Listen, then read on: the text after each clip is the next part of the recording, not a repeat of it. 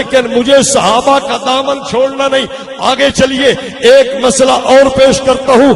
ایک اور مسئلہ آ گیا کہ یہ دیوبند والا پیغمبر کریم کا علم نہیں مانتا. میں نے کہا نہیں میرا دوست, تو نے جھوٹ بولا ہے.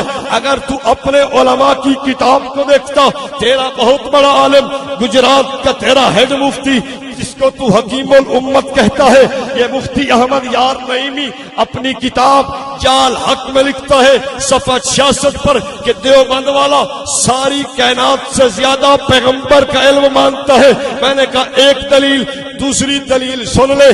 تیرا بہت بڑا عالمی بہاولپور کا بہت بڑا تیرا شیخ القرآن فیض احمد اویسی لکھتا ہے اپنی کتاب احسن البیان میں کہ دیوبند اینڈ کمپنی کو اعتراف ہے کہ رحمت کائنات کا علم مبارک ساری کائنات سے زیادہ ہے. میں نے کہا اب چھوڑ دے اس بات کو, دیوبند والا ساری کائنات سے زیادہ پیغمبر کا علم مانتا ہے. وہ کہتا ہے جناب علم تو میں بھی مانتا ہوں. میں نے کہا نہیں جناب, میرے پاس خالص الاعتقاد موجود ہے.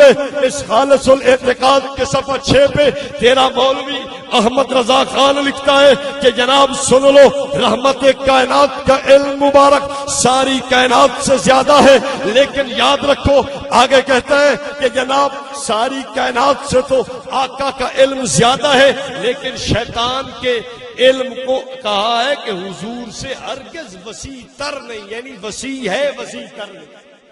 میں نے کہا دیوبند والا رحمت کائنات کے علم کو ساری کائنات سے زیادہ مانے, وہ گستاخ جا بنا. تو کہے کہ شیطان کا علم زیادہ, تو عاشق کیسے جا ٹھہرا؟ اب آپ بتائیے عقیدہ دیوبند والا ادب والا یا عقیدہ میں